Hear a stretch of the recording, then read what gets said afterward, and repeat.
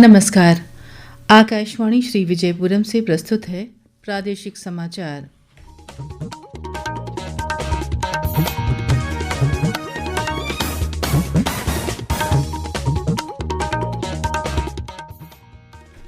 स्वास्थ्य सेवा निदेशालय की ओर से तंबाकू मुक्त युवा अभियान 3.0 का राज्य स्तरीय शुभारंभ किया गया। राष्ट्रीय पोषण माह के समापन अवसर पर कल आयुष परिसर में आयुष पोषण मेला का आयोजन किया जाएगा। जहाजरानी सेवा निदेशालय ने श्री विजयपुरम से बैरन द्वीप के लिए एक नई क्रूज सेवा शुरू करने की घोषणा की है और पर्यटन विभाग की ओर से आयोजित 2 दिवसीय द्वीप नारियल महोत्सव का आज समापन होगा।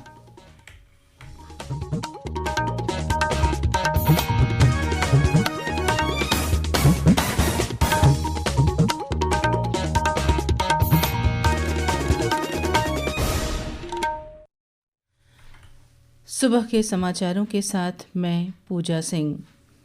स्वास्थ्य सेवा निदेशालय के अंतर्गत राष्ट्रीय तंबाकू नियंत्रण कार्यक्रम राज्य स्वास्थ्य सोसाइटी की ओर से कल टैगोर राजकीय शिक्षा महाविद्यालय के सभागार में तंबाकू मुक्त युवा अभियान 3.0 का राज्य स्तरीय शुभारंभ किया गया।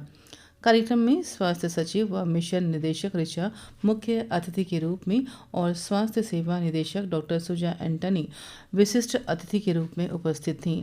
अपने संबोधन में स्वास्थ्य सचिव ने तंबाकू नियंत्रण को बढ़ावा देने में स्कूलों, कॉलेजों और स्वास्थ्य अधिकारियों के सामूहिक प्रयासों की सराहना की। उन्होंने शैक्षणिक परिसरों को पूरी तरह से तंबाकू मुक्त बनाए रखने के लिए तंबाकू मुक्त शैक्षणिक संस्थानों के दिशा निर्देशों के महत्व पर भी प्रकाश डाला। एनटीसीपी के नोडल अधिकारी डॉक्टर सत्यजीत हल्दर ने युवाओं में तंबाकू के उपयोग के चिंताजनक आंकड़ों और शिक्षा एवं सामुदायिक भागीदारी के माध्यम से तंबाकू नियंत्रण पहलों के मजबूत करने पर महत्व पर प्रकाश डाला। छात्रों ने तंबाकू के दुष्प्रभावों और तंबाकू मुक्त समाज के निर्माण में युवाओं की शक्ति पर नुक्कड़ नाटक प्रस्तुत किए। सरकार ने वैज्ञानिक सलाहकार प्रोफेसर अजय सूद ने कल देश की डिजिटल अर्थव्यवस्था की रीढ़ के रूप में दूरसंचार के महत्व पर जोर दिया। उन्होंने ये बात नई दिल्ली में इंडिया मोबाइल कांग्रेस 2025 के अवसर पर आगामी उभरते विज्ञान, प्रौद्योगिकी और नवाचार सम्मेलन के लिए डिजिटल संचार थीम के लॉन्च की अध्यक्षता करते हुए कही। डिजिटल संचार थीम देश की असाधारण यात्रा और वैश्विक 6G दौड़ में अग्रणी बनने के बढ़ते आत्मविश्वास का प्रतिबिंब है। स्वास्थ्य सेवा निदेशालय का आयुष विंग कल राष्ट्रीय पोषण माह के समापन अवसर पर आयुष परिसर में सुबह 10 बजे से आयुष पोषण मेला का आयोजन करेगा। इस आयोजन का उद्देश्य समग्र पोषण के बारे में जागरूकता बढ़ाना और आयुष आधारित आहार पद्धतियों के महत्व के बारे में जानकारी देना है। इस अवसर पर आयुष पोषण पर एक प्रदर्शनी का आयोजन किया जाएगा। स्वयं सहायता समूहों के लिए रेसिपी प्रतियोगिता भी आयोजित की जाएगी। इसके अलावा आशा कार्यकर्ताओं और आम जनता के लिए एक विशेष स्वास्थ्य जांच शिविर आयोजित किया जाएगा। मध्योत्तर अंडमान जिले में हाल ही में वर्चुअल मोड में मछुआरा निगरानी समूह की बैठक पुलिस महानिरीक्षक सिंधु पिल्लई ए की अध्यक्षता में आयोजित की गई। बैठक में पुलिस अधीक्षक श्वेता के सुगाथन, रंगत एसडीपीओ चंदन जीएस, डिगलीपुर एसडीपीओ अंकेश यादव, मत्स्य विभाग के सहायक निदेशक तपन कुमार मंडल सहित जिले भर के मछुआरे शामिल हुए। बैठक के दौरान मछुआरे ने अपने दैनिक कार्य और आजीविका को प्रभावित करने वाले विभिन्न परिचालन और प्रशासनिक मुद्दों को उठाया। अध्यक्ष ने मछुआरों को पुलिस विभाग से संबंधित सभी मुद्दों का शीघ्र और प्रभावी ढंग से समाधान करने का आश्वासन दिया। अध्यक्ष ने सभी प्रतिभागियों से आपराधिक गतिविधियों, नशीली दवाओं के दुरुपयोग या अन्य अवैध गतिविधियों से संबंधित किसी भी जानकारी को तुरंत साझा करके पुलिस के साथ सहयोग करने का आग्रह किया। प्रादेशिक समाचार आप आकाशवाणी श्री विजयपुरम से सुन रहे हैं। समाचारों में आगे प्रमुख है श्री विजयपुरम से बैरन द्वीप के लिए नई क्रूज सेवा और द्वीप नारियल महोत्सव। आकाशवाणी श्री विजयपुरम से प्रसारित होने वाला ये प्रादेशिक समाचार बुलेटिन आप मीडियम वेव के साथ साथ FM 100.9 मेगाहर्ट्ज पर भी सुन रहे हैं। ये समाचार मोबाइल फ़ोन और वाहनों के FM रेडियो पर भी उपलब्ध है। प्रादेशिक समाचार में आपका फिर स्वागत है। अंडमान निकोबार प्रशासन के निर्देशानुसार जहाजरानी सेवा निदेशालय ने श्री विजयपुरम से बैरन द्वीप के लिए एक नई फोर्टनाइटली राउंड वॉयस क्रूज सेवा शुरू करने की घोषणा की है। ये ऐतिहासिक सेवा भारतीय उपमहाद्वीप के एकमात्र सक्रिय ज्वालामुखी देखने के लिए राउंड सी यात्रा प्रदान करेगी। ये सेवा अपनी पहली यात्रा शुक्रवार 24 अक्टूबर को हैडो जेट्टी से शुरू करेगी। सरकारी स्कूल के छात्रों के लिए यात्राओं की योजना अलग से बनाई जाएगी।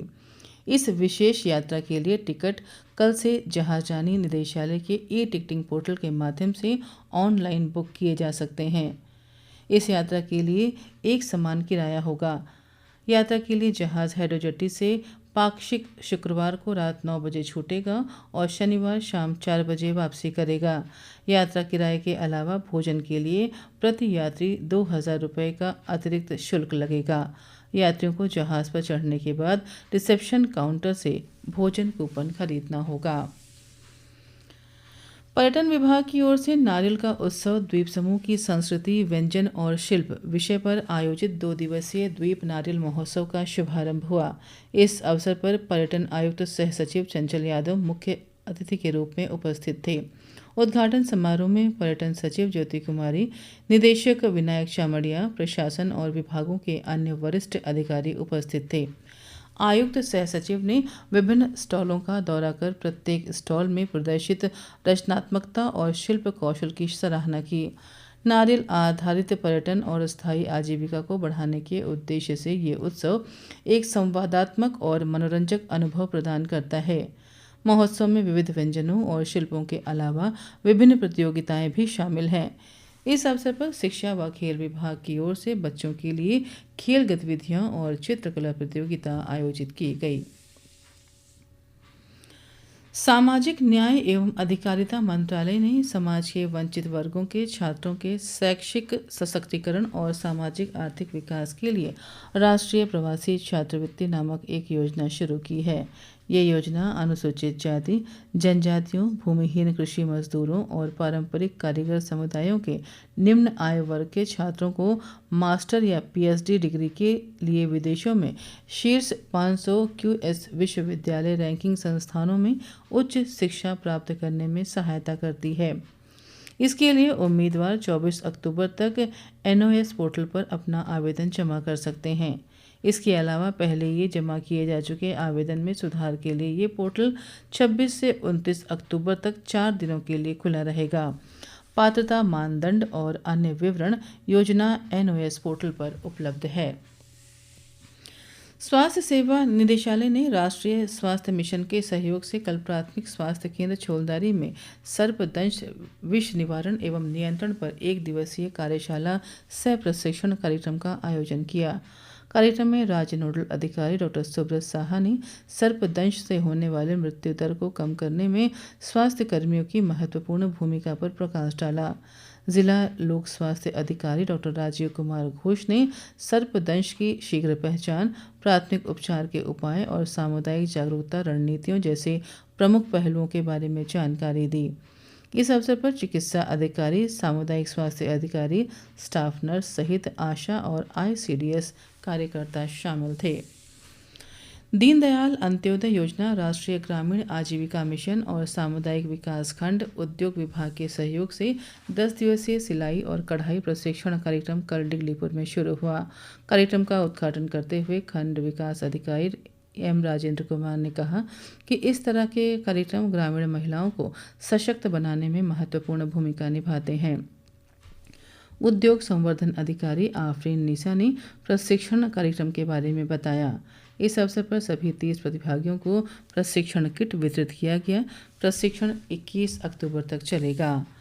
अंत में मुख्य समाचार एक बार फिर। स्वास्थ्य सेवा निदेशालय की ओर से तंबाकू मुक्त युवा अभियान 3.0 का राज्य स्तरीय शुभारंभ किया गया। राष्ट्रीय पोषण माह के समापन अवसर पर कल आयुष परिसर में आयुष पोषण मेला का आयोजन किया जाएगा। जहाजरानी सेवा निदेशालय ने श्री विजयपुरम से बैरन द्वीप के लिए एक नई क्रूज सेवा शुरू करने की घोषणा की है और पर्यटन विभाग की ओर से आयोजित 2 दिवसीय द्वीप नारियल महोत्सव का आज समापन होगा। इसके साथ ही प्रादेशिक समाचार का ये बुलेटिन समाप्त हुआ। नमस्कार।